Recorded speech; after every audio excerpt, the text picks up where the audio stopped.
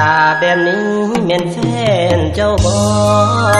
ผู้ห่างเตี้ยดำต่อฐานะก็พอสำนีหลอกขายแรงงานอาชีพของอ้ายที่มีภาณาที่อ้ายใส่ขี้คือเว็บจีนอีห้างอีลีแต่ก่อนข่าวกี้เคยหากับนางทุกยากลำบากกะสร้างเว็บจีนห่างกะขี้อยู่มาหลายวันหลายเดือนขึ้นกลายเป็นปีถนอมหากันมาดีๆน้องบัดนี้บ่มีเงินที่อ้ายบ่บ่โกบ่มีคือเขา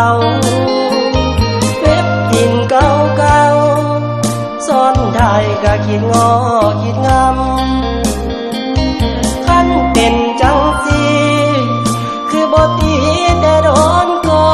นคำตัวให้ถนอมเสาคำงามคำคือเฮ็ดจังสิ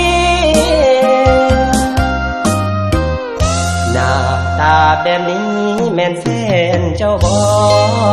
ยังจำกันได้ที่น้องคนน้องเคยย่องรอแต่กี้ไปหากาคนใหม่เขามีรถเก่งให้ขี่มีเกียรติยศศักดิ์ศรีลืมแล้วตีเว็บจีนอีหาง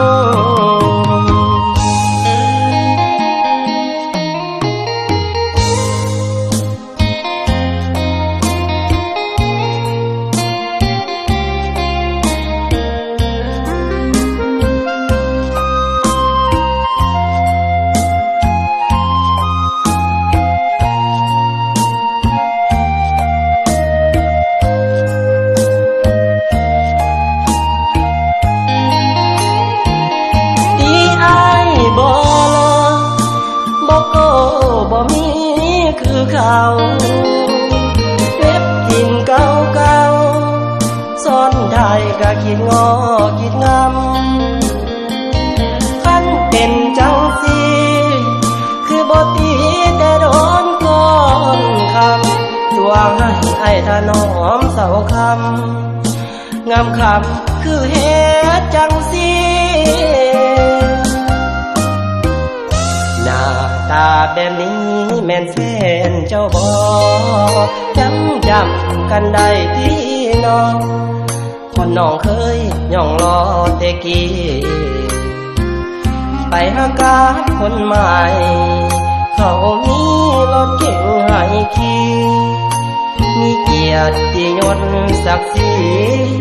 ลืมแล้วตีเว็บจีนอีหา